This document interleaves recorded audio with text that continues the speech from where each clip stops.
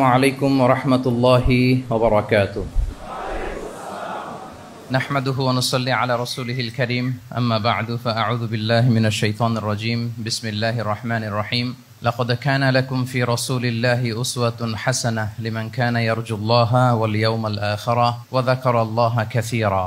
صدق الله العظيم. رب اشرح لي صدري ويسر لي أمري واحلل عقدة من لساني يفقه قولي. মিনার চট্টগ্রাম বিশ্ববিদ্যালয়ের আয়োজনে আজকের এই সিরাত প্রোগ্রামে আপনারা যারা উপস্থিত হয়েছেন তাদের সবাইকে জানাচ্ছি আন্তরিক শুভেচ্ছা এবং মোবারকবাদ। আহলান ওয়া সাহলান ওয়া মারহাবান বিকুম ফি হাযাল লিকা আত-তাইয়িব আল মুবারাক। আমরা শুরুতে আল্লাহ রাব্বুল ইজ্জা ওয়াল জালালের দরবারে শুকরিয়া জ্ঞাপন করছি, যিনি আমাদেরকে আজকের এই চমৎকার সন্ধ্যায় চট্টগ্রাম বিশ্ববিদ্যালয়ের সমাজ বিজ্ঞান অনুষদের এই চমৎকার অডিটোরিয়ামে আল্লাহ রাসূল সাল্লাল্লাহু আলাইহি ওয়া আলিহি ওয়াসাল্লামের পবিত্র সিরাত থেকে কিছু আলোচনা শুনবার জন্য আমাদেরকে একত্রিত হওয়ার সুযোগ করে দিয়েছেন। আমরা সবাই কালিমাত শুকর পড়ে নিচ্ছি আলহামদুলিল্লাহ। যে টপিকটির উপর আজকের সিরাত প্রোগ্রামে কিছু কথা আমি উপস্থাপন করবার চেষ্টা করব সেটা হচ্ছে প্রফেটিক লিডারশিপ, অর্থাৎ নবুবী নেতৃত্ব। আল্লাহ রাসূল সাল্লাল্লাহু আলাইহি ওয়াসাল্লামের নেতৃত্বের ধরন কেমন ছিল, কৌশলগুলো কেমন ছিল, স্ট্র্যাটেজি কেমন ছিল, রূপরেখা কেমন ছিল, এবং সেখান থেকে লেসন নিয়ে বর্তমান নেতৃত্বকে আমরা কিভাবে আরো ডেভেলপ করতে পারি, ইমপ্রুভ করতে পারি, এ নিয়ে সামান্য কিছু কথা আজকের এই প্রোগ্রামে আমি উপস্থাপন করার চেষ্টা করব ইনশাআল্লাহ বিইذنিল্লাহ। তো মূল আলোচনাতে যাওয়ার আগে আমাদের শুরুতে নেতৃত্ব জিনিসটা কি, what is leadership, what is the essence of leadership, এই বিষয়টা ক্লিয়ার হইতে হবে। এটা ক্লিয়ার হলে আমরা পুরো আলোচনাটা খুব ভালো করে উপভোগ করতে পারবো ইনশাআল্লাহ। আমি অডিয়েন্সের মধ্য থেকে শুনতে চাই যে নেতৃত্ব বলতে আমরা আসলে কি বুঝি, হোয়াট ইজ লিডারশিপ। লিডারশিপ মানে অন্যকে প্রভাবিত করবার ক্ষমতা, এটাই হচ্ছে মূলত লিডারশিপ। নেতৃত্ব মানে আপনার যদি অন্যকে ইনফ্লুয়েন্স করার ক্ষমতা থাকে, আপনার যদি মানুষকে ম্যানেজ করার ক্ষমতা থাকে, প্রভাবিত করবার ক্ষমতা থাকে, এটাই বেসিকলি লিডারশিপ। যদি আমরা অন্যকে প্রভাবিত করতে পারি তাহলে বাই ডিফল্ট আমি নেতা হয়ে উঠি। এটা হচ্ছে লিডারশিপের মূল সংজ্ঞা বা প্রকৃত কথা। লেটস সে ক্লাস শেষে একজন তার বন্ধুদেরকে বলল চল খেলতে যাই, তো কেউ কেউ রাজি, আবার অনেকে রাজি না। সে কনভিন্স করা শুরু করলো, ফাইনালি সে সবাইকে কনভিন্স করে খেলতে নিয়ে গেল, এই যে লিডার হয়ে গেছে। ক্লিয়ার হয়েছে না ব্যাপারটা?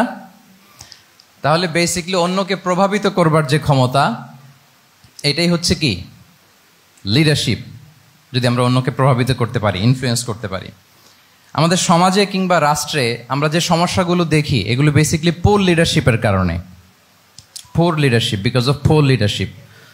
যদি যথাযোগ্য নেতৃত্ব আমরা তৈরি করতে পারতাম, যোগ্য নেতৃত্ব যদি আমরা হাজির করতে পারতাম, তাহলে এই সমস্যাগুলো থাকতো না।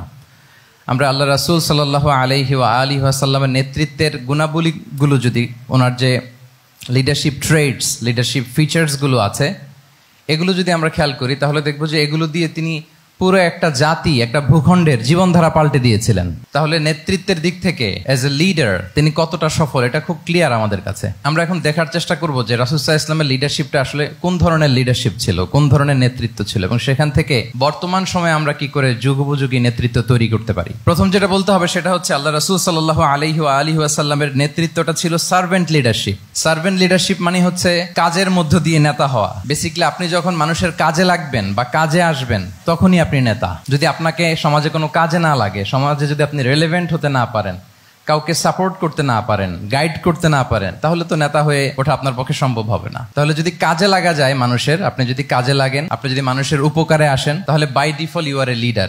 If you are society oriented, if you are people oriented, if you are service oriented, by default you are a leader. আমরা যদি আল্লাহ রাসূল সাল্লাল্লাহু আলাইহি ওয়া আলিহি ওয়াসাল্লামের জীবনের দিকে একটু খেয়াল করি তাহলে দেখবো যে নবী হওয়ার আগেও কিন্তু আল্লাহ রাসূল সাল্লাল্লাহু আলাইহি ওয়াসাল্লামের এই ক্যারেক্টারিস্টিক্স গুলো ছিল, এই ফিচার গুলো ছিল। উনি মানুষের অনেক কাজে এসেছেন, তিনি মানুষকে সাপোর্ট করতেন, বিপদে তাদের পাশে দাঁড়াতেন, তাই না? তিনি তো অফিসিয়ালি 40 বছর বয়সে নবী হলেন, যদিও আল্লাহর এলেমে তিনি অনেক আগে থেকেই নবী। কিন্তু দুনিয়াতে আল্লাহ রাসূল সাল্লাল্লাহু আলাইহি ওয়াসাল্লাম যখন 40 বছর বয়সে উপনীত হলেন, তখনই তো হেরা গুহায় নাজিল হলো ইকরা বিসমি রাব্বিকাল্লাযী খালাক, read in the name of your lord who has created. এই যে 5টা আয়াত নাজিল হলো, উনি নিয়ে আসলেন, কাঁপতে লাগলেন। খাদিজা রাদিয়াল্লাহু তাআলা আনহার কাছে বললেন যে মনে হয় আমি মারা যাব, আমাকে কম্বল চাপা দাও, আমার ভয় লাগছে, আমি কাঁপছি। তখন খাদিজা রাদিয়াল্লাহু তাআলা আনহা ওনাকে আশ্বস্ত করলেন, ওয়াল্লাহি লা ইউখজিকাল্লাহু আবাদা, আপনি ভয় পাবেন না, আল্লাহ আপনাকে অপদস্থ করবেন না।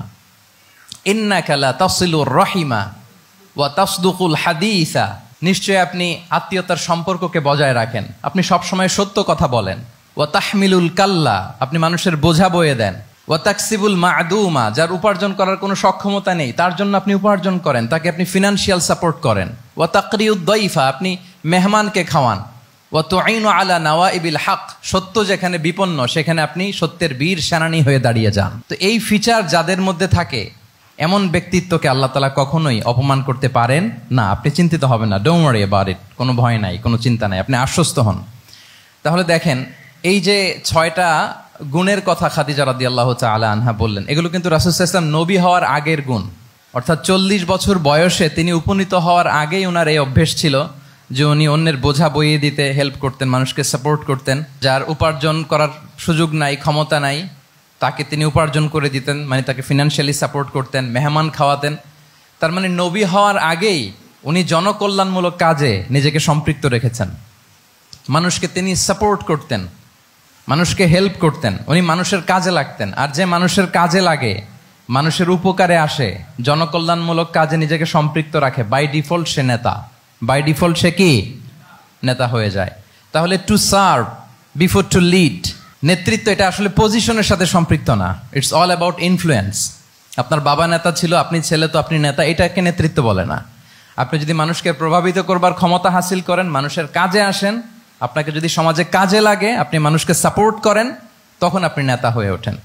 তাহলে রাসূল সাল্লাল্লাহু আলাইহি ওয়াসাল্লামের লিডারশিপটা যদি বুঝতে হয়, প্রথম কথা হচ্ছে ওনার লিডারশিপের প্যাটার্নটা ছিল সার্ভেন্ট লিডারশিপ, মানে সার্ভিস দেওয়ার মধ্য দিয়ে উনি নেতা বনে গেছেন।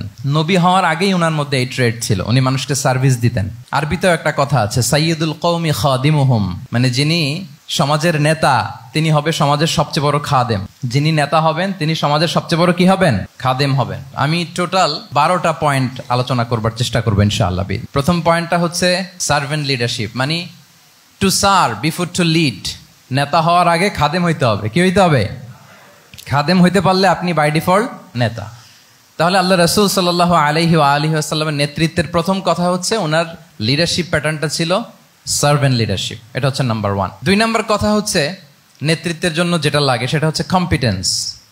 কিছু কম্পিটেন্স লাগে, এর মধ্যে অন্যতম কম্পিটেন্স হচ্ছে অ্যালোকুয়েন্স, বাগ্মিতা, বক্তব্যের পারঙ্গমতা, এটা লাগে। মানে যিনি নেতা হবেন তিনি কথা বলতে জানতে হবে, কথা বলতে পারতে হবে। এবার বলেন তো আল্লাহ রাসূল সাল্লাল্লাহু আলাইহি ওয়াসাল্লামের এই কোয়ালিটিটা ছিল কি ছিল না?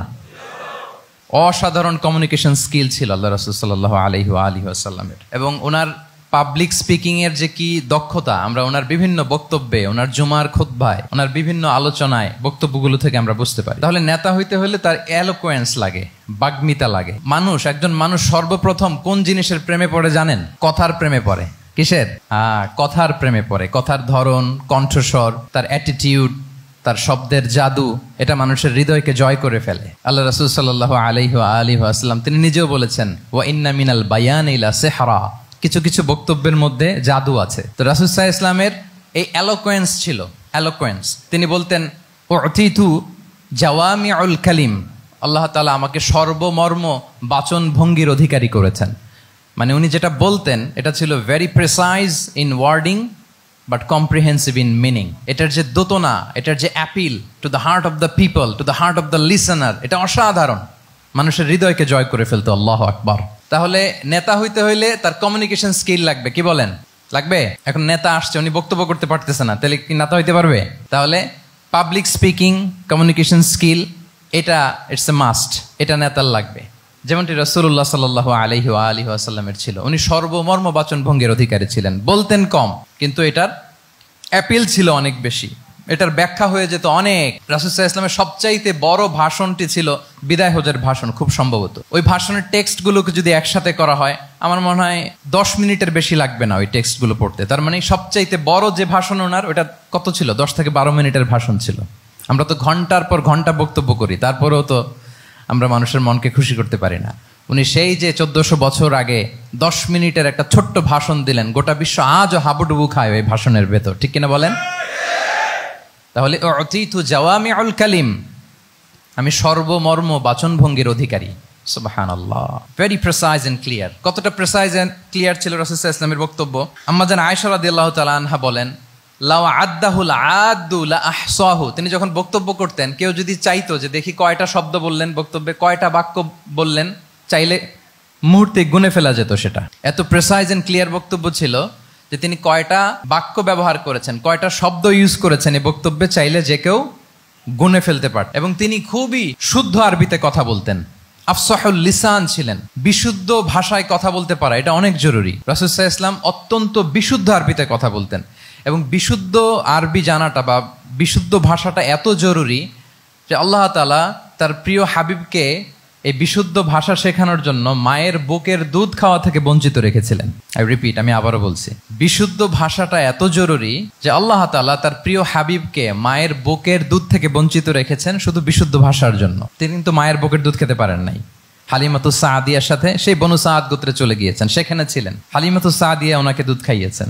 এরপরে যখন মরুভূমির চমৎকার পরিবেশে একেবারে বিশুদ্ধ আরবি তিনি শিখেছেন, আবার শিশু মুহাম্মদ সাল্লাল্লাহু আলাইহি ওয়াসাল্লামকে তিনি তার মায়ের কাছে ফিরিয়ে দিয়েছেন। তাহলে চিন্তা করে দেখেন যে বিশুদ্ধ ভাষার জন্য মায়ের বুকের দুধকে স্যাক্রিফাইস করা হয়েছে। আল্লাহু আকবার। তাহলে আম্মা জান আয়েশা রাদিয়াল্লাহু তাআলা আনহা বলতেন, লাউ আদ্দাহুল আদ্দু লা আহসাহু, চাইলে যে কেউ গুনতে পারতো যে তিনি প্রিয় নবীজি কয়টা বাক্য বললেন, কয়টা শব্দ, এত প্রিসাইজ এন্ড ক্লিয়ার ছিল। অন্য বর্ণনায় এসেছে, কানা ইয়াতাকাল্লামু বিকালামিন বাইনাহু ফাসলুন, তিনি এমন ভাবে কথা বলতেন, কথার মাঝখানে মাঝখানে পজ দিতেন। কে দিতেন? পজ দিতেন, মানে একটু থামতেন যাতে করে শ্রোতারা বুঝতে পারে।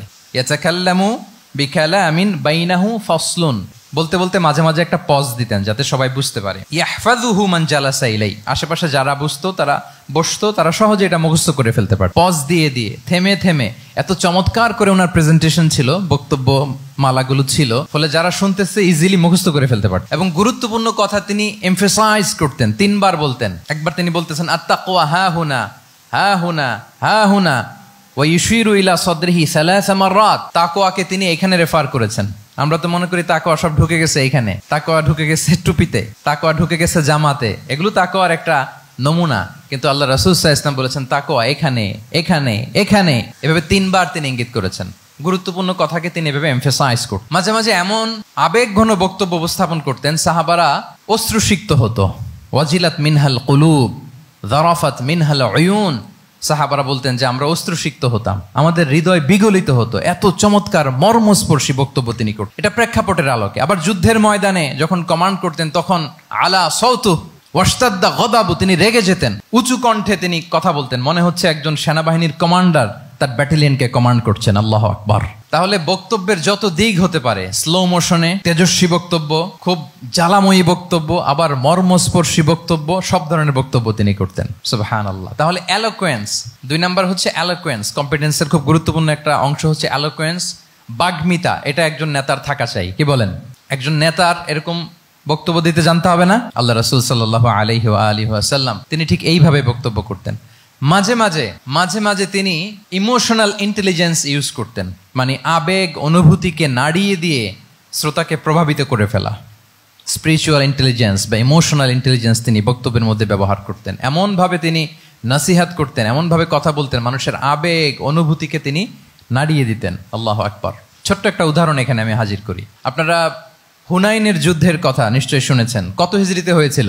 8ম হিজরি। তার মানে মক্কা বিজয়ের ইমিডিয়েট পরেই, কয়েক সপ্তাহ পরেই তো হুনাইনের যুদ্ধ হয়েছিল। তো এই হুনাইনের যুদ্ধে অনেক ওয়ার বুটিজ মুসলমানদের করতলগত হয়েছিল, মানে অনেক গানিমাত, অনেক সম্পদ ওনারা যুদ্ধ শেষে যুদ্ধলব্ধ সম্পদ হিসেবে পেয়েছিলেন। 24,000 উট, প্রায় 40,000 ভেড়া, এত পরিমাণ গানিমত যখন রাসূল সাল্লাল্লাহু আলাইহি ওয়াসাল্লাম পেলেন, তিনি এগুলো বন্টন করতে শুরু করলেন। কিন্তু রাসূল সাল্লাল্লাহু আলাইহি ওয়াসাল্লাম তিনি বন্টন করতে যে আনসারি সাহাবীদেরকে, অর্থাৎ মদিনার যে সাহাবারা, তাদেরকে কিছুই দিলেন না, বরং তিনি মক্কার সাহাবাদেরকে দিলেন, অন্যান্য গোত্রের লোকদেরকে দিলেন, আশেপাশের সবাইকে দিলেন, কিন্তু দিলেন না কাদেরকে? আনসারি সাহাবীদেরকে। তো ফলে এত বিশাল ওয়ার বুটিজ, এর মধ্যে থেকে কিছুই আনসারিরা পেল না। ওনাদের মধ্যে ক্ষোভের জন্ম নিল। ক্ষোভ থেকে ওনারা সমালোচনা করতে আরম্ভ করলেন আল্লাহ রাসূল সাল্লাল্লাহু আলাইহি ওয়াসাল্লামের। এবং সমালোচনা করতে করতে এটা এমন পর্যায়ে চলে গেল, এক পর্যায়ে তারা বলতে আরম্ভ করলো যে আমরা ওনার জন্য জান দিলাম, জীবন দিলাম, আজকে উনি এত সম্পদ পেয়ে সব নিজ এলাকার লোকদের মাঝে বন্টন করে দিল, এটা কি ঠিক করলো উনি?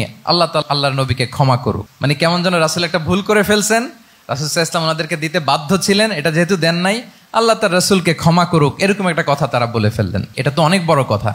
আল্লাহ রাসূল সাল্লাল্লাহু আলাইহি ওয়া আলিহি ওয়াসাল্লাম যখন এই কথা শুনলেন, তখন তিনি আনসারী সাহাবীদেরকে জড়ো করে একটা গেট টুগেদার করে এমন ইমোশনালি ওনাদেরকে কাবু করলেন, ইমোশনাল ইন্টেলিজেন্স ইউজ করলেন। এখানে তারা এসেছিল ক্ষোভ নিয়ে, অসন্তোষ নিয়ে, পরে সবাই কান্না করে রাসূল সাল্লাল্লাহু আলাইহি ওয়াসাল্লামের কাছে ক্ষমা চেয়ে সেই মজলিস থেকে উঠতে বাধ্য হয়েছে। তিনি সবাইকে ডেকে বললেন, ইয়া মা'আশারাল আনসার আলাম আতিকুম দুল্লালান ফাহাদাকুমুল্লাহ ওয়া আলাতান ফাআগনাকুমুল্লাহ ওয়া আ'দাআন ফাআল্লাফাল্লাহু বাইনা কুলুবিকুম।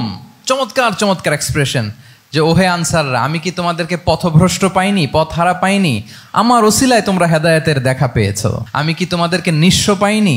আমার ওসিলায় তোমরা সমৃদ্ধ হয়েছো, সম্পদশালী হয়েছো। আমি কি তোমাদেরকে যুদ্ধরত অবস্থায় পাইনি? আউস খাজরাজ তোমরা তো ফাইট করতেছিলে ইচ আদার।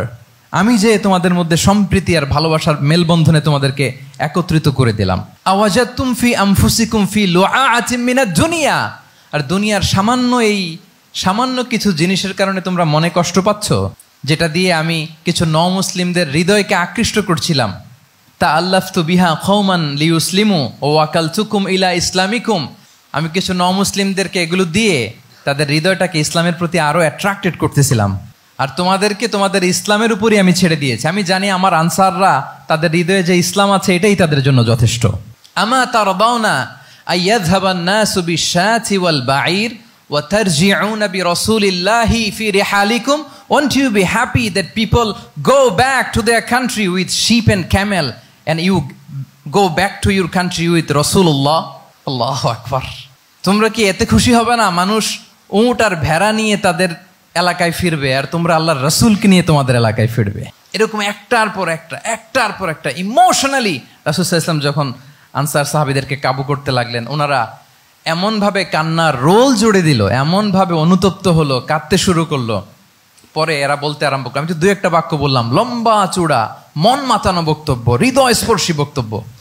তারা বললো, ইয়া রাসূলুল্লাহ, আমরা শুধু আপনাকে পেয়েই খুশি।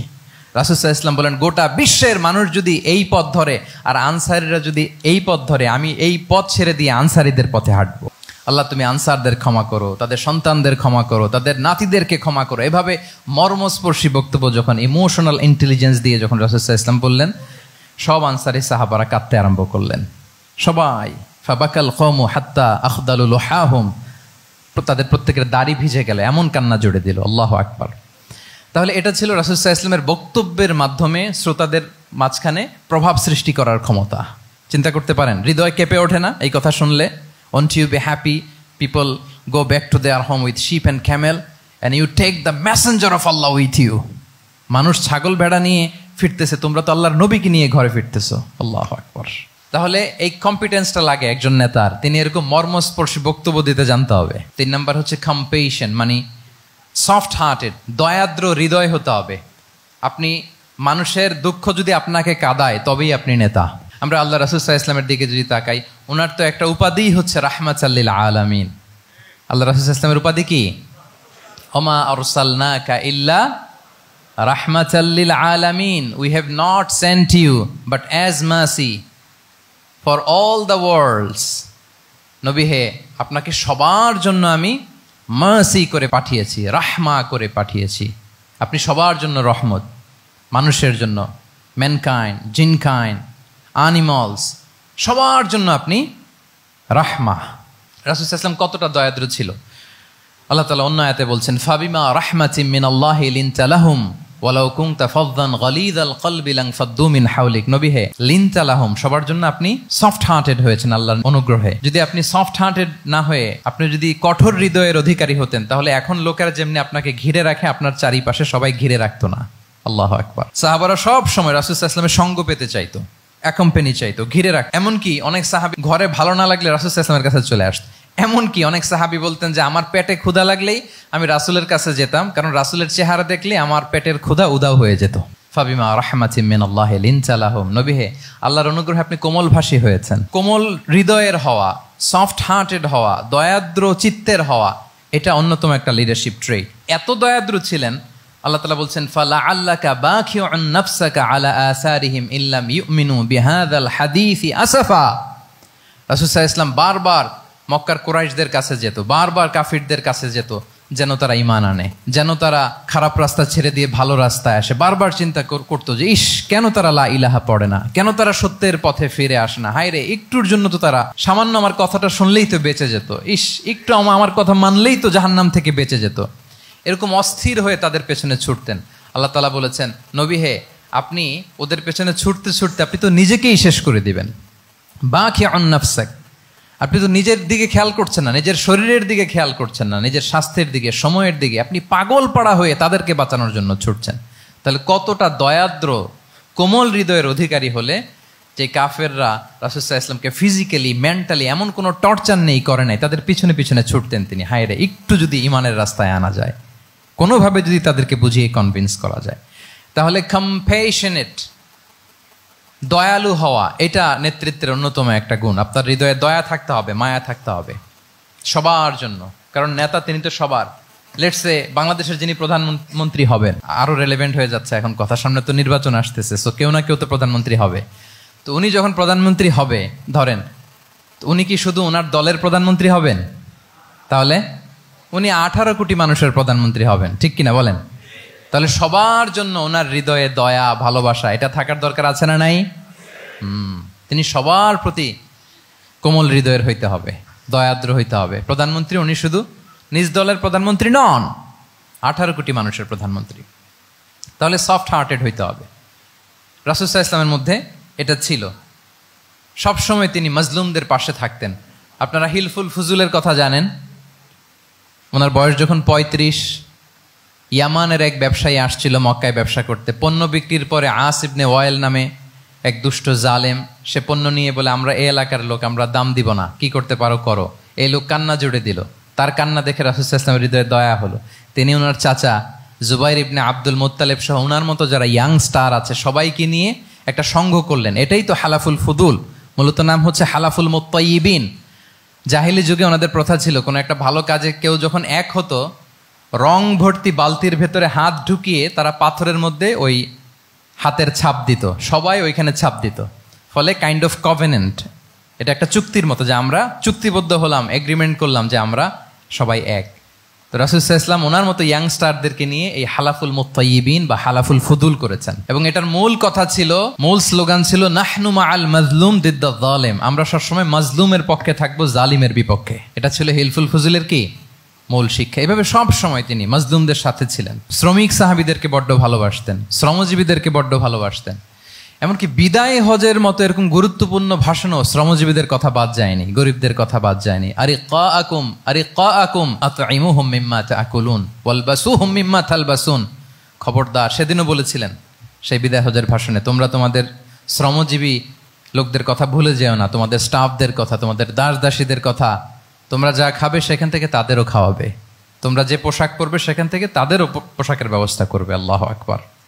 তাহলে রাহমাতাল লিল আলামিন, তিনি ছিলেন কম্প্যাশনেট, দয়ালু হৃদয়ের অধিকারী। 4 নম্বরে হচ্ছে ইন্টেগ্রিটি।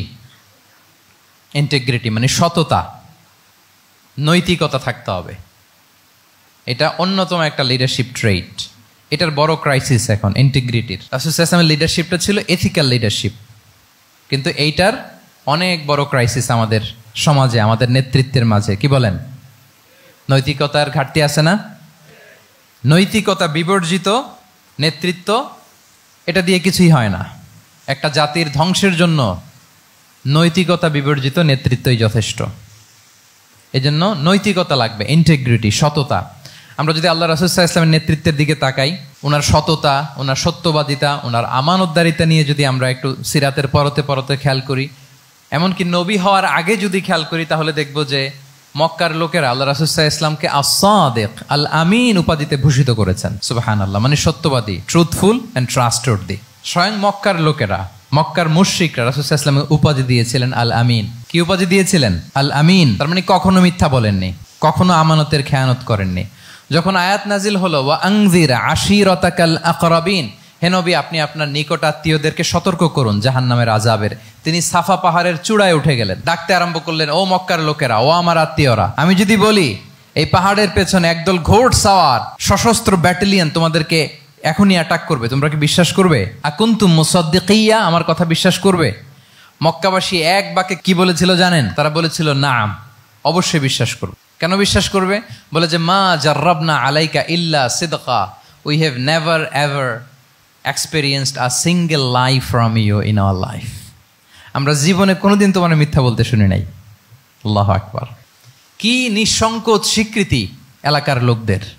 এইটা আমাদের সমাজে অনেক বড় ক্রাইসিস, আমানতদারিতা, ট্রাস্টওয়ার্দিনেস। সো এখান থেকে আমাদের শিখতে হবে, অনেক কিছু রিভাইজ করতে হবে আমাদেরকে। এই যে নতুন বাংলাদেশের চমৎকার সময় এসেছে, আর 54 বছরও হয়তো আমরা এই সুযোগ পাবো না। এজন্য আমাদেরকে শিখতে হবে রাসূল সাল্লাল্লাহু আলাইহি ওয়াসাল্লামের যে ইন্টিগ্রিটি, ওনার যে ট্রাস্টওয়ার্দিনেস, এই আমানতদারিতা থেকে আমাদেরকে শিখতে হবে। তাহলে নেতাকে আস্থার জায়গা তৈরি করে নিতে হয়। রাসূল সাল্লাল্লাহু আলাইহি ওয়াসাল্লাম এটা ধীরে ধীরে তৈরি করেছেন। আপনারা জানেন যে উনি নবুয়তের আগে পার্টনারশিপে বিজনেস করতেন খাদিজা রাদিয়াল্লাহু তাআলা আনহার সাথে। মানে খাদিজা রাদিয়াল্লাহু তাআলা আনহার ইনভেস্টমেন্ট আর উনি শ্রম দিতেন। তো উনি সিরিয়াতে গিয়েছেন পণ্য নিয়ে, মালামাল নিয়ে। ওনার ব্যবসা বাণিজ্যের ধরন কেমন এটা দেখবার জন্য খাদিজা রাদিয়াল্লাহু তাআলা আনহা ওনার এক বান্ধবীকে পাঠিয়েছিলেন ওই ক্যারাভ্যানে, ওই কাফেলায়। নাম ছিল মাইসারা। তো মাইসারাকে বলেছে, মাইসারা তুমি দেখবা যে টাকা পয়সা আবার উল্টাপাল্টা করে কিনা, ঠিকঠাক মতো ব্যবসা করে কিনা, আমার huge investment, on behalf of me তুমি এই ক্যারাভ্যানে থাকবে আর দেখবে যে মোহাম্মদ ঠিকঠাক বিজনেসটা করে কিনা। আল্লাহু আকবার। মাইসারা এই সফর শেষে এসে খাদিজা রাদিয়াল্লাহু তাআলা আনহার কাছে এমন পজিটিভ রিভিউ দিয়েছে, এই রিভিউ শুনেই খাদিজা রাদিয়াল্লাহু তাআলা আনহা বিষ্ণু ইসা ইসলামকে বিয়ে করার জন্য রাজি হয়ে গেছেন।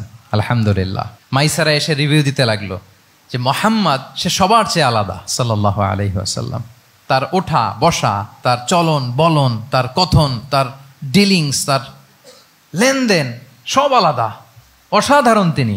মাইসারার রিভিউ শুনে আল্লাহু আকবার, খাদিজা রাদিয়াল্লাহু তাআলা আনহা তিনি অবাক হয়ে গেলেন এবং তিনি বিয়ের প্রস্তাব পাঠালেন।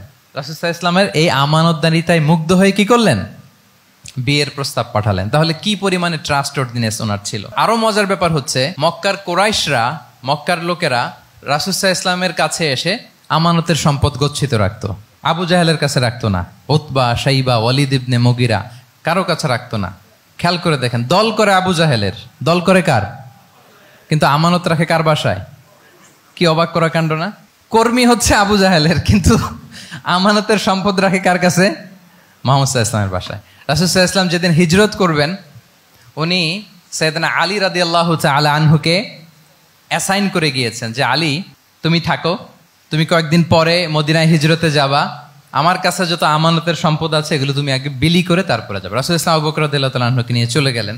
আলী রাদিয়াল্লাহু তাআলা আনহুর টানা 3 দিন লেগেছে যে ডেপোজিটগুলো রাসূল সাল্লাল্লাহু আলাইহি ওয়াসাল্লামের কাছে ছিল, আমানতের যেই জিনিসগুলো ছিল এগুলো বন্টন করতে সাইয়েদনা আলী রাদিয়াল্লাহু তাআলা আনহু 3 দিন সময় নিয়েছেন। 3 দিন। এত পরিমাণ আমানতের সম্পদ রাসূল সাল্লাল্লাহু আলাইহি ওয়াসাল্লামের কাছে ছিল। আল্লাহু আকবার। তাহলে এই আমানতদারিতা, সততা, অনেস্টি, ট্রাস্টওয়ার্দিনেস এটা অনেক জরুরি নেতৃত্বের জন্য। নেতা হতে চাইলে তাকে আমানতদার হইতে হবে। যদি একজন ট্রু লিডার কেউ হতে চায়, তার মধ্যে আমানতদারিতা চাই। কি চাই? আমানতদার। তাহলে ইন্টিগ্রিটি। 5 নম্বরে হচ্ছে গুড ইন্টারাকশন উইথ ফলোয়ার্স। নেতার তার ফলোয়ারের সাথে কি লাগবে? ভালো ইন্টারাকশন লাগবে, সুন্দর একটা সম্পর্ক লাগবে, ভালো বোঝাপড়া চাই। একজন ভালো নেতৃত্বের বৈশিষ্ট্য হচ্ছে নেতা তার ফলোয়ারের সাথে কি করবে? ইন্টারেক্ট করবে। এখানেই বস আর লিডারের মধ্যে পার্থক্য। বস কি করে? অর্ডার করে শুধু। বসের কাজ হচ্ছে এই ডুজ অ্যান্ড ডোন্টস বলে দেয়, এইটা করা যাবে, ওইটা করা যাবে, মানে অর্ডার করে, ডিরেক্ট করে। কিন্তু লিডার কি করে? গাইড করে, মেন্টরিং করে, ইন্সপায়ার করে, মোটিভেট করে। So here is the difference between leader and boss. তাহলে বসই হওয়া যাবে না। নেতা হইতে চাইলে বসই হওয়া যাবে না। You have to interact with your followers. আপনার ফলোয়ারের সাথে ইন্টারাকশন লাগবে, তবেই আপনি নেতা। আমরা দেখি রাসূল সাল্লাল্লাহু আলাইহি ওয়াসাল্লামের কেমন ইন্টারাকশন ছিল। রাসূল সাল্লাল্লাহু আলাইহি ওয়াসাল্লাম যে কোনো বড় ডিসিশনে সাহাবাদের সাথে কনসালটেশন করতেন, পরামর্শ করতেন, তারপরে সিদ্ধান্ত নিতেন। ওয়াশাবিরহুম ফিল আমর, এই আয়াতের ভিত্তিতে তিনি সবার সাথে কি করে নিতেন? সাহাবাদের সাথে পরামর্শ করে নিতেন। আপনারা দ্বিতীয় হিজরির যে বদরের যুদ্ধের কথা জানেন, বদরের প্রান্তরটা মদিনা থেকে প্রায় 130 কিলো দক্ষিণ পশ্চিমে। তো ওখানে গেলেন মদিনা থেকে। তিনি যাওয়ার পরে এক জায়গায় তিনি সেনা ক্যাম্প স্থাপন করলেন। স্থাপন করার পরে হাব্বাব ইবনুল মুনজির রাদিয়াল্লাহু তাআলা আনহু তিনি জিজ্ঞেস করলেন, ইয়া রাসূলুল্লাহ, এই যে আপনি এই জায়গায় বদরের প্রান্তরে সেনা শিবির স্থাপন করলেন, সেনা ক্যাম্প স্থাপন করলেন, এটা কি আল্লাহর দেখিয়ে দেয়া কোনো জায়গা নাকি আপনার ইচ্ছায়? তিনি বললেন, আমানজিলান আনসালাকাল্লাহু লাইসা লানা আন নাতাকদ্দামাহু ওয়ালা নাতাআখারা আনহু। এটা কি একেবারে ফিক্সড আল্লাহর পক্ষ থেকে ওহী যে এখানেই শিবির স্থাপন করতে হবে, নাকি আমহুয়া রায়ু ওয়াল হারবু ওয়াল মাকিদা, নাকি এটা যুদ্ধের কৌশল হিসেবে আপনি নিজ থেকে করেছেন? রাসূল সাল্লাল্লাহু আলাইহি ওয়াসাল্লাম বললেন, না, এটা কোনো ওহী না, আমার কাছে মনে হয়েছে, আমার যে অ্যানালিসিস, আমার মনে হয়েছে বদরের যুদ্ধে এখানেই আমাদের পজিশনিংটা হইলে ভালো হয়। হাব্বাব ইবনে মুনজির রাদিয়াল্লাহু তাআলা আনহু বলেন, না, ইদান লাইসা হাযা বিমানসিল ইয়া রাসূলুল্লাহ, তাহলে এইখানে যদি আপনার নিজ থেকে আপনি এটা ডিসাইড করেন, আমি আপনার অনুমতিক্রমে বলতে চাই ইয়া রাসূলুল্লাহ, এটা সুন্দর জায়গা হয়নি। সুন্দর জায়গা হয়নি? তাহলে কোথায়? হাব্বাব বললেন, ওইখানে, ওই যে বদরের একটা কুয়া আছে, এখানে পানির সোর্স আছে, আমরা যদি ওইখানে একটা ব্লকেট দিয়ে দাঁড়াতে পারি, তাহলে কোরাইশরা এসে আর পানি খেতে পারবে না, ওরা পানি না খেয়েই মরবে, যুদ্ধেও মরবে, পানির অভাবেও মরবে। আল্লাহু আকবার। এক মুহূর্ত দেরি করলেন না রাসূল সাল্লাল্লাহু আলাইহি ওয়াসাল্লাম। এই অপিনিয়ন পাওয়ার সাথে সাথেই বললেন, এই সেনা ক্যাম্প এখান থেকে উঠে হাব্বাব যেখানে বলেছে ওইখানে যে সেনা শিবির স্থাপন করো। এক সেকেন্ডও দেরি করেন নাই। তাহলে কোনো ইগোইস্টিক ঝামেলা ছিল না, ভেরি অ্যাকোমোডেটিভ ছিলেন রাসূল সাল্লাল্লাহু আলাইহি ওয়াসাল্লাম। আমরা অনেক সময় নতুন কোনো কথা শুনলে, কোনো রিফর্ম শুনলে, শ্রোতাদের মধ্যে থেকে কিছু একটা শুনলে আটকে উঠি, চেঞ্জ করতে চাই না, রিজিড হয়ে থাকে। এই রিজিডিটি রাসূল সাল্লাল্লাহু আলাইহি ওয়াসাল্লামের মধ্যে ছিল না, ভেরি অ্যাকোমোডেটিভ ছিলেন, ইজিলি ওপেন আপ করতে পারতেন। মুহূর্তেই বলেন, ঠিক আছে, আমি যেখানে করেছি আসলে ঠিক হয় না, হাব্বাব যেখানে বলেছে সবাই ওখানে যে সেনা ক্যাম্প স্থাপন করো। আল্লাহু আকবার। উনি চাইলে বলতে পারতেন, এই হাব্বাব, তুমি কি আমার চেয়ে বেশি বুঝো? আমি তো নবী, তুমি আমার উম্মাহ, আমার কাছে ওহী আসে। কোনো ধরনের আর্গুমেন্টে না যে সরাসরি রাসূল সাল্লাল্লাহু আলাইহি ওয়াসাল্লাম এটাকে মেনে নিলেন। আল্লাহু আকবার। তাহলে এই যে ইন্টারাকশন, দেখেন কত চমৎকার ইন্টারাকশন ছিল সাহাবীদের সাথে রাসূলুল্লাহ সাল্লাল্লাহু আলাইহি ওয়া আলিহি ওয়াসাল্লামের। তাহলে good interaction with your followers, এটা জরুরি। আমরা যদি খন্দকের ঘটনা দেখি, খন্দকের যে পরীক্ষা খনন করা হয়েছিল, এটা কিন্তু কোনো মদিনার বা মক্কার কোনো আরাবিয়ান সাহাবাদের কাছ থেকে এই পরামর্শ আসেনি। এসেছে কার কাছ থেকে? সালমান আল ফারিসি। বাড়ি কই? সেই ইরান, ইয়ামান না, ইরানে। উনি হি ওয়াজ পার্সিয়ান, উনি ইরান থেকে আসছে। তাহলে ইজিলি তিনি সাহাবীদের কাছ থেকে চমৎকার অপিনিয়ন আসলে সেটাকে পিক করতেন এবং তাদের সাথে চমৎকার ইন্টারাকশন ছিল। সাহাবীদের সাথে, ফলোয়ারদের সাথে ওনার কতটা গভীর ইন্টারাকশন ছিল, ছোট্ট একটা হাদিস বলে, হাদিসটা সহিহ, মুসনাদে আহমদ ইবনে হাম্বালে এসছে। আমি এই পয়েন্টটা শেষ করছি। রাসূল সাল্লাল্লাহু আলাইহি ওয়াসাল্লামের যুগে এক সাহাবী ছিল, তার নাম ছিল জাহির ইবনে হারাম আল আশজাঈ। জাহির সাহাবীর নাম কি? সবাই বলুন, কি নাম? জাহির রাদিয়াল্লাহু তাআলা। উনি মদিনায় থাকতেন না, উনি মরুপল্লীতে থাকতেন, মানে বেদুইন ছিলেন আর কি। মদিনা তো শহর, সিটি, উনি সিটিতে থাকতেন না, উনি থাকতেন মরুপল্লীতে। ওখানে তিনি অর্গানিক ফলমূল, শাকসবজি চাষ করতেন। রাসূল সাল্লাল্লাহু আলাইহি ওয়াসাল্লাম ওনার এই অর্গানিক ফলমূল আর শাকসবজি খুব পছন্দ করতেন। ফলে উনি প্রায় সেই মরুপল্লী থেকে রাসূল সাল্লাল্লাহু আলাইহি ওয়াসাল্লামের জন্য অর্গানিক ফ্রেশ ফ্রুট আর শাকসবজি মদিনায় নিয়ে আসতেন এবং এগুলো ফ্রিতে দিতেন রাসূল সাল্লাল্লাহু আলাইহি ওয়াসাল্লামকে অ্যাজ এ গিফট। উপহার হিসেবে রাসূল সাল্লাল্লাহু আলাইহি ওয়াসাল্লামকে মরুপল্লী থেকে চাষ করে আনা ফলমূল, শাকসবজি দিতেন। আর কিছু শাকসবজি, ফলমূল তিনি মদিনার বাজারে বিক্রি করতেন। তো একবার তিনি এসে রাসূল সাল্লাল্লাহু আলাইহি ওয়াসাল্লামকে অর্গানিক এই ফ্রুটগুলো দিয়ে বাকিগুলো মদিনার বাজারে বিক্রি করতেছেন। রাসূলুল্লাহ সাল্লাল্লাহু আলাইহি ওয়া আলিহি ওয়াসাল্লাম বাজার ভ্রমণে গেলেন, যে দেখে ওই তো জাহির, উনি আবার কানা রজুলান দামিমান, একটু কুৎসিত দেখতে, একটু খাটো কুৎসিত শ্যামবর্ণের ছিলেন। তো ওনাকে দেখেই রাসূল সাল্লাল্লাহু আলাইহি ওয়াসাল্লাম পিছন থেকে এরকম ঝাপটে ধরলেন। উনি তো দেখতে পারতেছেন না কে ধরলো। উনি বলে, মান হাদা আরসিলনি, এই ছাড়ো ছাড়ো, কে কে, এই কোন লোক আমারে ধরলো, ছাড়ো ছাড়ো করে অস্থির। যখন পিছনে ফিরে দেখে আল্লাহ রাসূল সাল্লাল্লাহু আলাইহি ওয়াসাল্লাম, এখন আর ছাড়াছাড়ি করে না, এখন ওনার পিঠটা রাসূল সাল্লাল্লাহু আলাইহি ওয়াসাল্লামের বুক মোবারকের দিকে আরো লাগাই দিচ্ছে এইভাবে। সুবহানাল্লাহ। এতক্ষণ বলে, এই কে, ছাড়ো ছাড়ো। যখন দেখে রাসূল সাল্লাল্লাহু আলাইহি ওয়াসাল্লাম এখন আর তাড়াহুড়ো করতেছে না, এখন ওনার পিঠটা রাসূল সাল্লাল্লাহু আলাইহি ওয়াসাল্লামের বুক মোবারকের সাথে আরো ঠেলে দিচ্ছে। রাসূল সাল্লাল্লাহু আলাইহি ওয়াসাল্লাম এবার মজার ছলে বললেন, মাইয়াশতারি হাযাল আব, ফান করে বলতেছেন, এই একটা দাস আছে আমার কাছে, এই লোকটারে কে কিনবে, আমি বেচবো।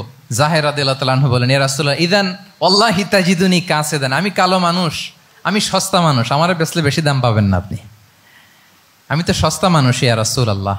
রাসূল সাল্লাল্লাহু আলাইহি ওয়াসাল্লাম বললেন, আনতা লাস্তা ইনদাল্লাহি কাসিদ ইয়া জাহির, হে জাহির, তুমি আল্লাহর কাছে সস্তা নও, আনতা ইনদাল্লাহি গালি, তুমি আল্লাহর কাছে বড্ড দামি। তোমার স্কিন ব্রাইট কালার না, তুমি কুৎসিত, তুমি দুনিয়াতে সস্তা হতে পারো, কিন্তু আমার আল্লাহর দরবারে তুমি কভু সস্তা নও। আনতা ইনদাল্লাহি গালি, আল্লাহর কাছে তুমি বড্ড দামি। দেখেন ইন্টারাকশন কোন মাত্রায় গেলে পিছন থেকে যে এরকম হাক করা যায়, ঝাপটে ধরা যায় এক সাহাবীকে। সুবহানাল্লাহ বিহামদি। এরকম গুড ইন্টারাকশন ছিল অনেক অনেক, ভুরি ভুরি সিরাতের পরতে পরতে আপনারা পাবেন যে রাসূল সাল্লাল্লাহু আলাইহি ওয়াসাল্লামের সাথে সাহাবাদের ইন্টারাকশন কত চমৎকার ছিল। 6 নম্বরে হচ্ছে কারেজ, সাহসিকতা। নেতা হইতে হইলে সাহস লাগবে না? নেতারে বাঁচানোর জন্য কর্মীরা দৌড়াইতেছে সামনে, নেতা যদি ছোটে পেছনে, তাহলে হবে? তাহলে তো তাকে নেতা বলা যায় না। কি বলেন? নেতার তো হি শুড বি কারেজাস, তার সাহসী হইতে হবে, দুর্দান্ত সাহস থাকতে হবে তার। রাসূল সাল্লাল্লাহু আলাইহি ওয়াসাল্লামের এরকম দুর্দান্ত সাহস ছিল, অত্যন্ত সাহসিকতার অধিকারী তিনি ছিলেন। এবং এই লিডারশিপ ট্রেটটা খুবই জরুরি, এটাকে বলে mother skill. Courage is a mother skill, এটাই সব। এই হিম্মত লাগবে। আর রাজুলু যু হিম্মা ইউহিল উম্মাহ, যার হিম্মত আছে সেই জাতিকে জাগাতে পারে, ঠিক কিনা? এই যে আমাদের কাছে তো উদাহরণ একেবারে হাতের কাছেই, এই যে 5 আগস্টে, এই যে জুলাই আপরাইজিং, যদি কারেজ না থাকতো আমাদের তরুণদের, আমাদের জেনজিদের, তাহলে এই পরিবর্তন কি আমরা দেখতে পেতাম? না। আমি গল্প শুনছিলাম যে এই চট্টগ্রাম বিশ্ববিদ্যালয় থেকে 2 জন শহীদ হয়েছে, আল্লাহ তাদের কবরগুলোকে তুমি জান্নাতে টুকরা বানিয়ে দাও। এই যে আমাদের তরুণরা তাজা রক্ত দিয়ে একটা চেঞ্জ এনেছে, পরিবর্তন, এটা তো কারেজ, তাদের সাহসিকতার বহিঃপ্রকাশ, ঠিক কিনা? এটা লাগবে। কেউ যদি লিড দিতে চায়, লিডার হতে চায়, তার এটা লাগবে, মাস্ট। রাসূল সাল্লাল্লাহু আলাইহি ওয়াসাল্লাম অত্যন্ত সাহসী ছিলেন। 2-1টা উদাহরণ আমরা সিরাত থেকে দেখি। একবার মদিনাতে রাত্রিবেলা বিকট একটা আওয়াজ হলো, বিকট এত আওয়াজ, সবাই ঘুম থেকে জেগে গেল। ঘুম থেকে জেগে সবাই হতভম্ব, কিরে এত আওয়াজ তো মদিনাতে কখনো শুনি না। ঘটনা কি? কেউ ঘোড়া নিয়ে, কেউ উট নিয়ে, কেউ খচ্চর নিয়ে, কেউ এমনি খালি পায়ে ছুটতে আরম্ভ করলো আওয়াজের দিকে, দেখি যাই কোথায় কি হলো। সবাই ছুটতে ছুটতে মাঝপথে যেয়ে দেখে রাসূল সাল্লাল্লাহু আলাইহি ওয়াসাল্লাম আওয়াজ কোথায় হয়েছে, কোত্থেকে হয়েছে দেখে ফিরে আসতেছে, আর বলতেছে লান তুরাউ, ডোন্ট ওয়ারি, আরে ভয় নাই, দেখে আসছি আমি, আল্লাহু আকবার, ভয় নাই, আমি দেখে আসছি, এভরিথিং ইজ ফাইন দেয়ার, সব ঠিক আছে, যাও ফিরো মদিনায় ফিরো। সবাই ভয় পেয়ে ঘোড়া টোরা ওট হাঁকিয়ে ছুটতে আরম্ভ করছে। অনেক দূর যাওয়ার পরে দেখে রাসূল সাল্লাল্লাহু আলাইহি ওয়াসাল্লাম আবু তালহা রাদিয়াল্লাহু তাআলা আনহুর একটা খুবই ক্ষিপ্ত ঘোড়া নিয়ে উনি দেখে ভিজিট করে ফিরে আসতেছেন। সুবহানাল্লাহ। তাইলে বিপদ ঘটলে নেতা থাকতে হবে কই, সামনে না পেছনে? আমাদের নেতারা থাকে কই? নাকি পেছনেও খুঁজে পাওয়া যায় না? It's a big crisis. নেতা থাকবে কোথায়? Front liner. Leader should be front liner. উনি তো লিড দিবে, নেতৃত্ব দিবে। এখন ওনারা যদি খুঁজে পাওয়া না যায় তাহলে থাকবে কিছু না। এই যে শিখতে হবে আমাদের, যেমনটা রাসূল সাল্লাল্লাহু আলাইহি ওয়াসাল্লাম করলেন, বিকট আওয়াজ, উনি আগে চলে গেছে, কাউকে না বলে দেখে টেকে চলে আসতেছে। আল্লাহু আকবার। হুনাইনের যুদ্ধে এক পর্যায়ে মুসলমানরা পর্যদুস্ত হয়ে যাচ্ছিল, আপনারা অনেকে জানেন। To make the long story short, পুরো ঘটনাটা আমি আনবো না। সাহাবারা দিক বিদিক ছুটতে আরম্ভ করলো, পাহাড়ের উপর থেকে এমন প্রবল বেগে তীর ছোড়া হচ্ছিল, সাহাবারা টিকতে পারছিলেন না, কেউ এদিকে কেউ ওদিকে। রাসূল সাল্লাল্লাহু আলাইহি ওয়াসাল্লাম এই তীর তলোয়ারকে উপেক্ষা করে সামনে যেয়ে দাঁড়ালেন ঢালের মতো, আর বললেন আনা নবিয়্যু লা কাযিব আনা ইবনু আব্দুল মুত্তালিব। এই সাহাবারা, আনা নবিয়্যু লা কাযিব, আমি সত্য নবী, আমার দিকে ফেরো, am the grandson of Abdul Muttalib, আমি দাঁড়িয়ে আছি, ফেরো। রাসূল সাল্লাল্লাহু আলাইহি ওয়াসাল্লামের যখন এই সাহসী স্টেটমেন্ট তারা পেলেন, আবার আল্লাহু আকবার ধ্বনি নিয়ে সাহাবারা সামনের দিকে এগিয়ে গেছেন। এই যে আগালেন, আর পিছু ফিরলেন না, হুনাইন জয় করেই ছাড়লেন। আল্লাহু আকবার। তাহলে ইতিহাসের পরতে পরতে, সিরাতের পরতে পরতে আমরা দেখবো যে রাসূল সাল্লাল্লাহু আলাইহি ওয়াসাল্লাম হি ওয়াজ এ হাইলি কারেজাস, অনেক সাহসী একজন ব্যক্তিত্ব ছিলেন, অত্যন্ত সাহসী পুরুষ ছিলেন। তাহলে নেতা হইতে হইলে তার কি লাগবে? সাহসিকতা লাগবে, তার তো লিড দিতে হবে ফ্রন্ট লাইন থেকে। এবং কাপুরুষতা, ভীরুতা, এটা থেকে রাসূল সাল্লাল্লাহু আলাইহি ওয়াসাল্লাম পানা চেয়েছেন। আল্লাহুম্মা ইন্নী আউযু বিকা মিনাল হাম্মি ওয়াল হাযান ওয়া আউযু বিকা মিনাল আজজি ওয়াল কাসাল ওয়া আউযু বিকা মিনাল জুবনি ওয়াল বুখল। জুবন মানে কি? ভীরুতা, কাপুরুষতা। হে আল্লাহ, আমি ভীরুতা থেকে, কাপুরুষতা থেকে পানাহ চাই। আমরা যেন কাপুরুষ না হই, আমরা যেন ভীরু না হই, আমরা যেন সত্যের বীর সেনানী হয়ে আবু সাঈদের মতো এরকম 2 হাত প্রসারিত করে দাঁড়াতে পারি, ঠিক কিনা? এই যে কারেজাস আবু সাঈদ, হ্যাঁ, is the icon of courage of Bangladesh, কি বলেন?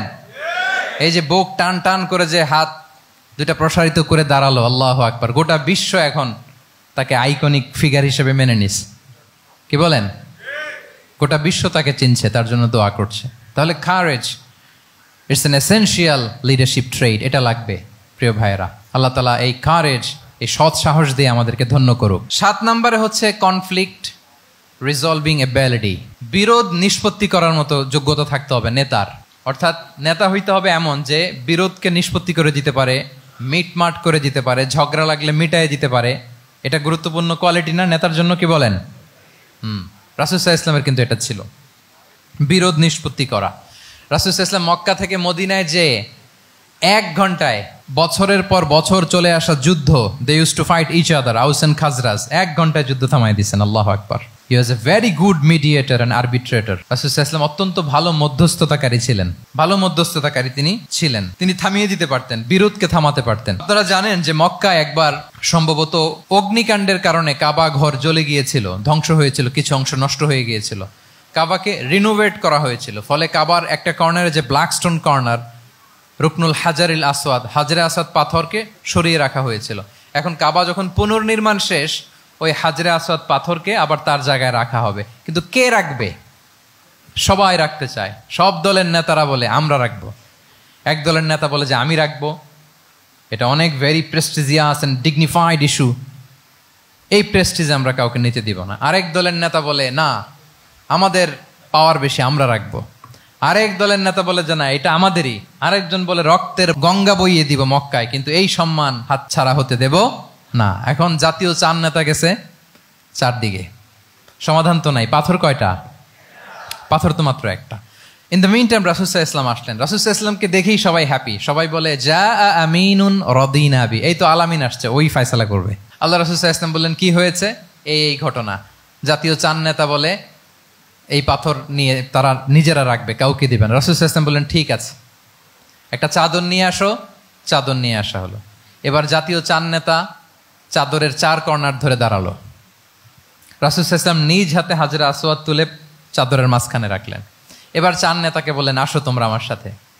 তারা আগাতে লাগলো। কাবা ঘরের সামনে যখন আসলো, রাসূল সাল্লাল্লাহু আলাইহি ওয়াসাল্লাম নিজ হাতে, ওনার বরকতময় হাতে আবার হাজরে আসওয়াদ ধরে ঠিক জায়গায় মতো রেখে দিলেন। এতক্ষণ কিন্তু চার নেতা কি বলছে? কাউরে ধরতে দিব না, কাউকে। কিন্তু এখন চাদরের কোনা ধরেই happy. This is called conflict resolving ability. একজন নেতার এরকম কনফ্লিক্ট, সমাজে যখন এই ধরনের বিরোধ তৈরি হয়, ঝামেলা তৈরি হয়, মারামারির মতো পরিস্থিতি তৈরি হয়, সংঘাতের মতো একটা সিচুয়েশন হয়, নেতা এটাকে রিজলভ করার ক্যাপাসিটি, এবিলিটি তার থাকতে হবে। আল্লাহ রাসূল সাল্লাল্লাহু আলাইহি ওয়াসাল্লামকে আল্লাহ তাআলা এটা দিয়েছিলেন। আল্লাহু আকবার। শুধু বড় বড় জিনিস না, ছোট ছোট জিনিসও করতে হয়। লেটস সে নিজ দলের নেতাকর্মীদের মধ্যে মারামারি, নিজ দেশের ভেতরে মারামারি, দেশের সাথে প্রতিবেশী দেশের বিরোধ, রিজিওনাল সুপার পাওয়ার হলে আশেপাশের অনেকগুলো দেশের মধ্যে বিরোধ, আপনাকে নেতা হয়ে এগুলো মিটমাট করে দিতে হবে। সুপার পাওয়ার যদি হয়ে যান, গোটা বিশ্বের যেখানে ঝামেলা লাগে, দেখেন না বড় বড় মোড়লরা কি করে? ওই কাতারে বসে বসে ওই আফগানিস্তান, তারপর ওই ইসরায়েল, কাতার মিলাই দিচ্ছে। দেখেন না এগুলো নিউজে আপনারা? This is called conflict resolving ability. কনফ্লিক্টকে রিজলভ করতে জানতে হয়। রাসূল সাল্লাল্লাহু আলাইহি ওয়াসাল্লাম এরকম রাষ্ট্রীয় পর্যায়ে, বড় বড় সামাজিক পর্যায়ে, এমনকি ফ্যামিলি অ্যাফেয়ার্সের মধ্যে যত বিরোধ লাগতো রাসূল সাল্লাল্লাহু আলাইহি ওয়াসাল্লাম মিলাই দিতেন। আল্লাহু আকবার। ফ্যামিলি কাউন্সিলিং, এজন্য প্রত্যেক ইমাম খতিবদের এই কাউন্সিলিং এর উপর ট্রেনিং নেওয়া দরকার। আমাদের পরিবারগুলো ভেঙে যাচ্ছে, পরিবারগুলো কি হচ্ছে? ভেঙে যাচ্ছে।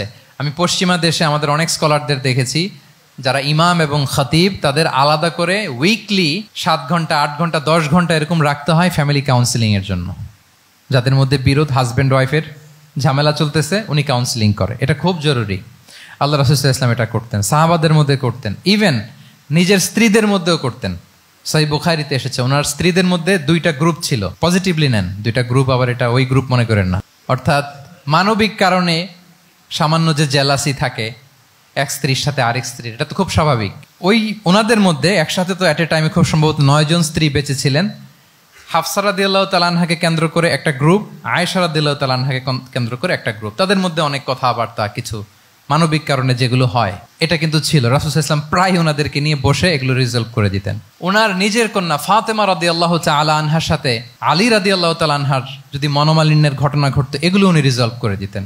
এবং খুব কাছাকাছি ছিল কিন্তু ঘর। যারা মদিনায় মাআরিদুস সিরান নাবাবিয়া ওগুলোতে গিয়েছেন, দেখবেন যে রাসূল সাল্লাল্লাহু আলাইহি ওয়াসাল্লামের ঘরের পাশেই অন্যান্য স্ত্রীদের ঘরগুলো একটার পর একটা, পাশেই ফাতেমা রাদিয়াল্লাহু তাআলা আনহার ঘর। একবার তিনি দুপুরবেলা ফাতেমা রাদিয়াল্লাহু তাআলা আনহার ঘরে গেলেন, যে দেখেন যে ঘরে আলী রাদিয়াল্লাহু তাআলা আনহু নেই। তো জিজ্ঞেস করলেন যে আইনা ইবনু আম্মি, কোথায় আলী, কোথায়? তো বললেন যে কানা বাইনি ওয়া বাইনাহু শাই, আমাদের মধ্যে একটু ঝগড়াঝাটি হয়েছে আর কি, মনোমালিন্য হয়েছে।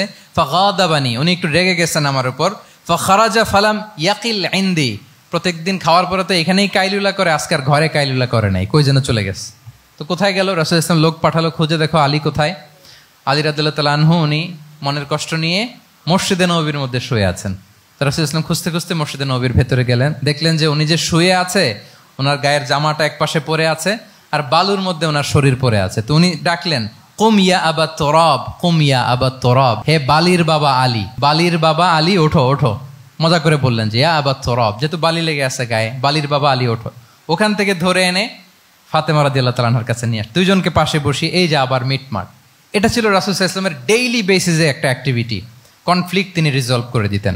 সহিহ বুখারীতে একটা অধ্যায় আছে কিতাবুস সুলহি ফিল বুখারীতে আছে কিতাবুস সুলহ, এটার নাম, অধ্যায়টার নাম হচ্ছে কিতাবুস সুলহ, মানে মীমাংসা করে দেওয়ার অধ্যায়। একটা পরিচ্ছেদ আছে, পরিচ্ছেদের নাম হচ্ছে বাবু কওলিল ইমামি লি আসহাবিহি ইযহাবু বিনা নুসলিহ বাইনাহুম। রাসূল সাল্লাল্লাহু আলাইহি ওয়াসাল্লাম প্রায় বলতেন যে আমাকে নিয়ে যাও, আমি মিলাই দিব। ঝগড়া ঝাঁটি মারামারির কথা শুনলে রাসূল সাল্লাল্লাহু আলাইহি ওয়াসাল্লামের বিখ্যাত ডায়লগ এটা। উনি বলতেন আরে ঝগড়া, ইযহাবু বিনা, আমি আছি না, আমারে নিয়ে যাও, আমি মিলাই দিব। আমাকে নিয়ে যাও, আমি সংশোধন করে দিব। আল্লাহু আকবার। তাহলে কনফ্লিক্ট রিজলভিং এবিলিটি এটা একজন নেতার থাকা চাই। 8 নম্বরে হচ্ছে visionary. A leader should be futuristic. সময়ের আগে চলতে পারা, এটা নেতার কাজ। He should see beyond the boundary, out of the box. তাকে আউট অফ দ্য বক্স চিন্তা করতে হবে। কর্মীরা যদ্দূর দেখে এরপর থেকে নেতা দেখা শুরু করবে, তখন সে হয়ে উঠবে নেতা। এটাকে বলে ভিশনারি। এই ট্রেটটা একটা লিডারশিপ ট্রেট, খুব গুরুত্বপূর্ণ লিডারশিপ ট্রেট, মানে ফারসাইটেডনেস থাকা, দূরদর্শিতা থাকা, ফিউচারিস্টিক অ্যাটিটিউডের হওয়া, সময়ের আগে চলতে পারা, মানে আগ থেকে আন্দাজ করতে পারা। রাসূল সাল্লাল্লাহু আলাইহি ওয়াসাল্লামের মধ্যে এটা ছিল। কেমন ছিল? ওনার দুই একটা উক্তি আমি কয়েকটা হাদিস শেয়ার করি। তিনি বলতেন ইন্নাল্লাহা যাওয়ালি আল আরদা ফারাআইতু মাশআরিকাহা ওয়া মাগারিবাহা ওয়া ইন্না মুলকা উম্মতি সায়াবলুগু মুলকুহা মা যুবিয়ালি মিনহা।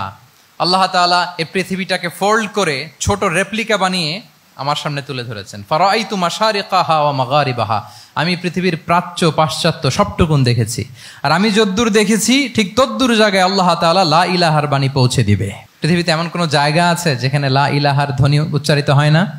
এমন কোনো জায়গা নেই। তার মানে ফিউচারিস্টিক। সে 1400 বছর আগের কথা, যে পৃথিবীর আনাচে কানাচে কোথাও বাকি থাকবে না, সব জায়গায় ইসলাম পৌঁছে যাবে। অন্য জায়গায় বললেন লায়াবলাগান্না হাযাল আমরু মা বালাগাল লাইলু ওয়ান নাহার ওয়ালা ইয়াতরুকুল্লাহু বাইতা মাদার ওয়ালা ওয়াবার ইল্লা আদখালাহুল্লাহু হাযাদ দ্বীন।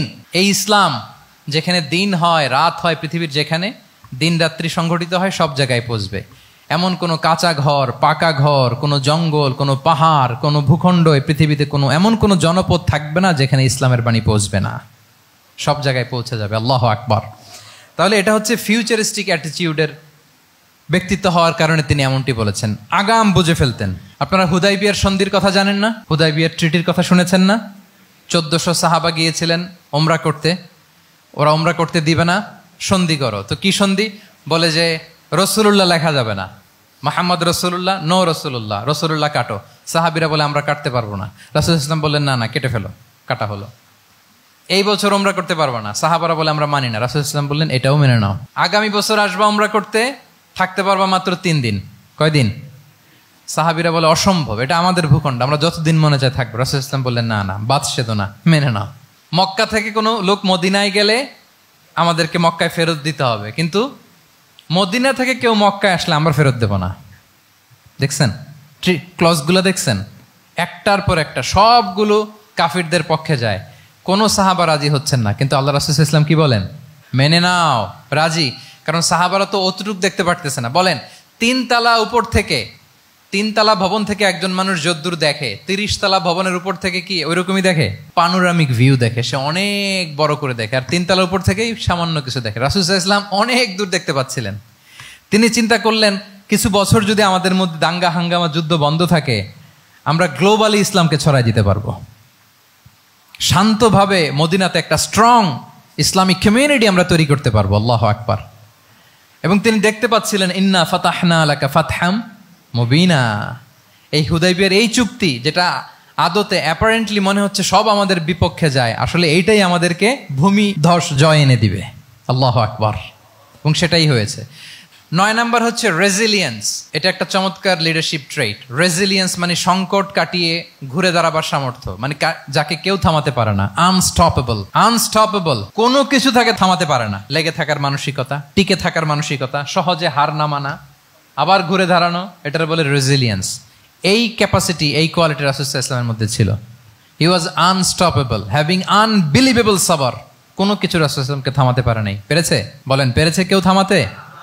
ছোটবেলা থেকে স্ট্রাগল করে, একটার পর একটা স্ট্রাগল ফেস করে বড় হয়েছেন। জন্মের আগেই তো ওনার পিতাকে আল্লাহ তাআলা উঠিয়ে নিলেন। তার মানে বাবাকে নিজ চোখে এই দুনিয়াতে আমাদের প্রিয় নবীজি দেখে যান নাই। আল্লাহ রাসূল সাল্লাল্লাহু আলাইহি ওয়াসাল্লাম ওনার বাবাকে পিতাকে দেখছেন? দেখেন নাই। ওনাদের আমেনা এবং আব্দুল্লাহ, ওনাদের সংসার ছিল মাত্র সপ্তাহখানেক, 1 সপ্তাহ সংসার। এই সপ্তাহখানেকের সংসারেই আল্লাহ তাআলা রাসূল সাল্লাল্লাহু আলাইহি ওয়াসাল্লামকে ওনার মায়ের পেটে পাঠিয়েছেন। আব্দুল্লাহ চলে গেলেন ব্যবসায়, ফিরে আসার পথে ওখানেই মারা গেলেন, ইয়াসরিবে। তার মানে জন্মের আগেই বাবাকে হারালেন, ইয়াতিম হয়ে দুনিয়াতে আসলেন। এরপরে মাকে হারালেন, এরপরে দাদাকে হারালেন, এরপরে চাচাকে হারালেন। Physically, mentally torture, emotionally traumatise করার যত ধরন আছে কাফিররা করেছে, কোনো কিছু রাসূল সাল্লাল্লাহু আলাইহি ওয়াসাল্লামকে থামাতে পেরেছে? ওনার লাইফ থ্রেট ছিল। হিজরতের রাতে তো আল্লাহ তাআলা বললেন আজই যেতে হবে, না হলে হত্যার ষড়যন্ত্র হচ্ছে, ব্ল্যাক ম্যাজিক করা হয়েছে। রাসূল সাল্লাল্লাহু আলাইহি ওয়াসাল্লাম খাসির মাংস, খাসির যে বাজুর মাংস, এটা পছন্দ করতেন। খাইবারে এক ইহুদি নারী এই খাসির মাংসের মধ্যে বিষ মিশিয়ে, পয়জন দিয়ে রাসূল সাল্লাল্লাহু আলাইহি ওয়াসাল্লামকে খাইয়েছিল হত্যার জন্য, একটার পর একটা। বলেন রাসূল সাল্লাল্লাহু আলাইহি ওয়াসাল্লামের মিশন থেকে এক চুল পরিমাণ ওনাকে পেছনে নেওয়া গিয়েছে? He was unstoppable. This is called resilience. একজন নেতার মধ্যে এই রেজিলিয়েন্ট মানসিকতা থাকতে হবে যে আমাকে কেউ থামাইতে পারবে না, আমরা আমাদের মঞ্জিলে মকসুদে যাবই, এই মেন্টালিটির হইতে হবে। এটা হচ্ছে একটা লিডারশিপ ট্রেট, রেজিলিয়েন্ট। 10 নম্বরে হচ্ছে স্ট্র্যাটেজিক লিডারশিপ। নেতার কৌশলী হতে হয়, তার যেই লক্ষ্য, মিশন, ভিশন, এটা সে সুকৌশলে আদায় করে নেবে। শুধু স্ট্র্যাটেজি নিয়ে, রাসূল সাল্লাল্লাহু আলাইহি ওয়াসাল্লামের স্ট্র্যাটেজি নিয়ে সুদীর্ঘ আলোচনা হতে পারে। আমি 2-1টা স্ট্র্যাটেজির কথা বলি, 2-1টা ওয়ার স্ট্র্যাটেজি। যুদ্ধের ময়দানে উনি কি স্ট্র্যাটেজি অবলম্বন করতেন দেখেন। উনি যুদ্ধের ডিস্ট্রাকশনকে, ক্যাজুয়ালিটি মিনিমাইজ করবার জন্য ওনার নির্দেশনা থাকতো, খবরদার কোনো নারীর গায়ে হাত তুলো না যুদ্ধের ময়দানে, শিশুর গায়ে হাত তুলো না, কোনো পাদ্রীর গায়ে হাত তুলো না, উপাসনারত যে সন্ন্যাসীরা আছে তাদের গায়ে হাত তুলো না, ওই এলাকার গবাদি পশুগুলোকে মেরো না, গাছপালা ধ্বংস করো না, যারা তোমাদের বিরুদ্ধে তলোয়ার ধরেনি তাদেরকে অ্যাটাক করো না। আল্লাহু আকবার, হোয়াট এ স্ট্র্যাটেজি! এবং যুদ্ধ চলাকালীন সময়ে সব সৈনিককে উনি এক জায়গায় মোতায়েন করতেন না, 5 ভাগে ভাগ করে নিতেন। ডান পাশে মাইমানা, বাম পাশে মাইসারা, সামনে হচ্ছে মুকাদ্দিমাতুল জাইশ, মাঝখানে কালব, পেছনে খালফ। এইভাবে 5টা ব্যাটালিয়নে ভাগ করে তারপরে তিনি যুদ্ধ পরিচালনা করতেন। What a war strategy! বদরের যুদ্ধে যখন পৌঁছলেন মদিনা থেকে 130 কিলোমিটার দূরে, দূরে আফসা দেখা যায়, মরিচিকার মধ্যে দেখা যায় ওই যে মুশরিকরা ওখানে আসছে, কিন্তু তারা কতজন এটা তো বোঝা যায় না। তো কিছু ছেলে এই মরুভূমিতে থাকে, ওদেরকে পানি সরবরাহ করে। এদেরকে রাসূল সাল্লাল্লাহু আলাইহি ওয়াসাল্লাম জিজ্ঞেস করলেন যে কুরাইশরা যে আসছে তারা সংখ্যায় কত? এটা না জানলে তো উনি ওনার ওয়ার স্ট্র্যাটেজি ঠিক করতে পারবেন না, যুদ্ধের কৌশল। তো এরা বলে নাহনু লা নাদরি, আমরা জানি না কত। এখন এটা কিভাবে তিনি বের করবেন? সংখ্যায় তারা কত এটা তো আমাকে ফাইন্ড আউট করতে হবে। রাসূল সাল্লাল্লাহু আলাইহি ওয়াসাল্লাম বলেন যে ওরা কি খায়? বলে যে প্রতিদিন ওট জবাই করে খায়। তো রাসূল সাল্লাল্লাহু আলাইহি ওয়াসাল্লাম বলেন যে প্রতিদিন কয়টা ওট লাগে? বলে যে ইয়াউমান তিসআন ও ইয়াউমান আশরান। 2 দিন হয়েছে আসছে, তো প্রথম দিন দেখলাম 9টা জবাই করছে, আজকে দেখছি 10টা জবাই করছে। রাসূল সাল্লাল্লাহু আলাইহি ওয়াসাল্লাম বললেন ইদান আল কওমু মা বাইনা আত-তিসআমিয়া ওয়াল আলফ। তাহলে ওরা 900 থেকে 1000-এর মধ্যে। সুবহানাল্লাহ।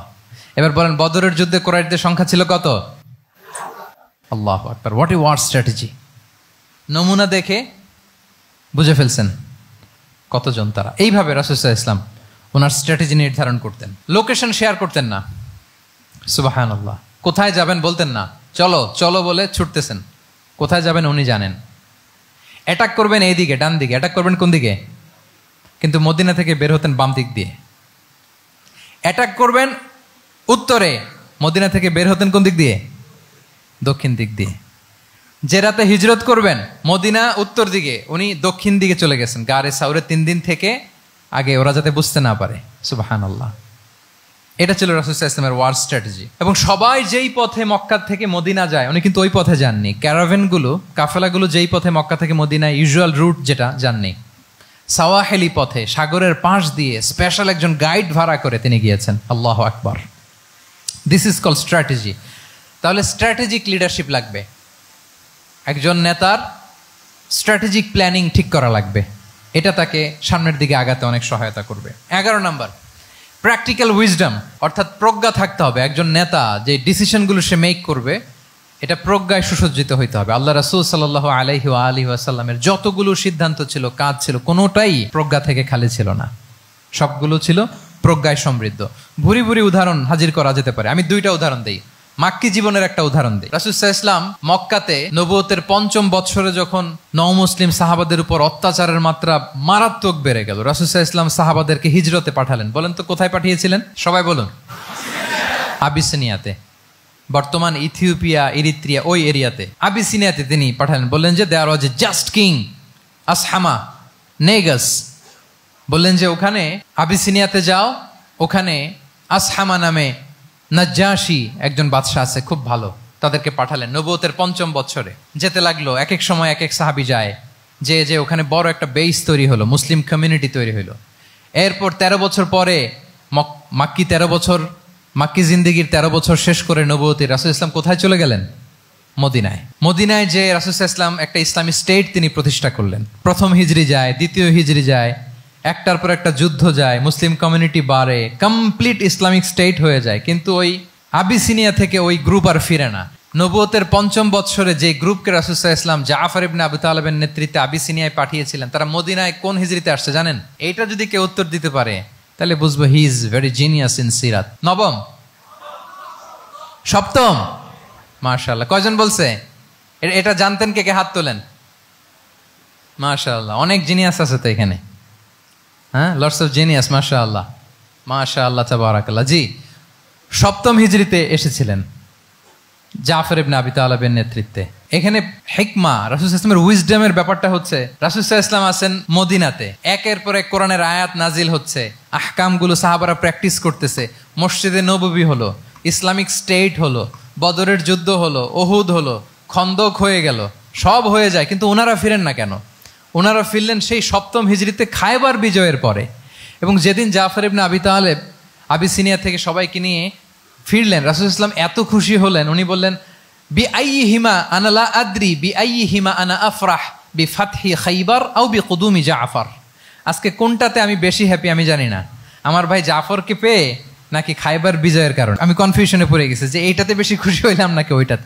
এর কারণ হচ্ছে রাসূল ইসলাম অপেক্ষা করতেছিলেন যে মদিনা এই স্টেটটাকে আগে ইন্টারনাল এবং এক্সটার্নাল যত থ্রেট হতে পারে সবগুলো থেকে আগে সেফ জোন বানাতে হবে। এমনও হতে পারে মদিনা হাতছাড়া হয়ে যেতে পারে। মদিনা যদি হাতছাড়া হয়, মদিনা থেকেও যদি আমার হিজরত করা লাগে, আমি কই যাব? ওইটারে সেকেন্ড বেস, প্ল্যান বি হিসেবে রেখে দিছিলেন যে জাফর তুমি আইসো না, তুমি থাকো, নতুন নতুন যা আয়াত আসবে আমি সাহাবি দিয়ে এই বিধানগুলো পাঠাবো, ওখানে প্র্যাকটিস করতে থাকো, ইউ উইল বি ফাইন দেয়ার, থাকো, আশা লাগবে না।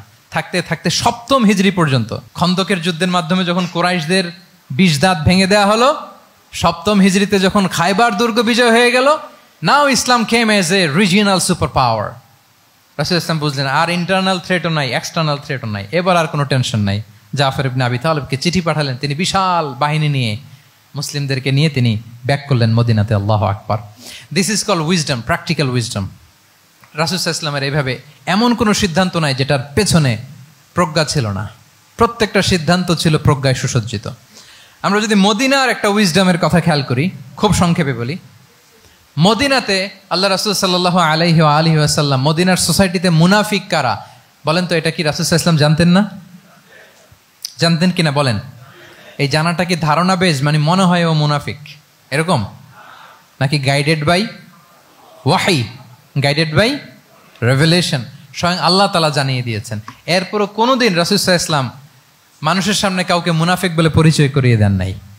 মদিনার সোসাইটিতে কেউ জানতো না, বুঝতে পারতো আচরণ মুনাফিকের মতো, কিন্তু রাসূল ইসলাম কখনো বলেন নাই যে ও মুনাফিক। কখনো বলছেন? বলেন নাই। চিন্তা করছেন?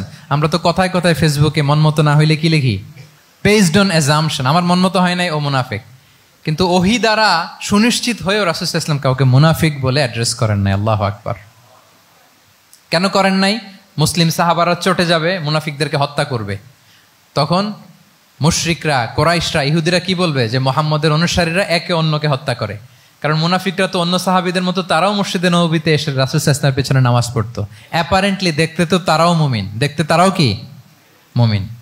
কখনো রাসূল সাল্লাল্লাহু আলাইহি ওয়াসাল্লাম বলেন না। তবে হুযায়ফা ইবনুল ইয়ামান রাদিয়াল্লাহু তাআলা আনহু নামে একজন সাহাবী, উনি মদিনার গোয়েন্দা বিভাগের প্রধান ছিলেন রাসূল সাল্লাল্লাহু আলাইহি ওয়াসাল্লামের, উনাকে বলে গিয়েছিলেন কারা কারা মুনাফিক।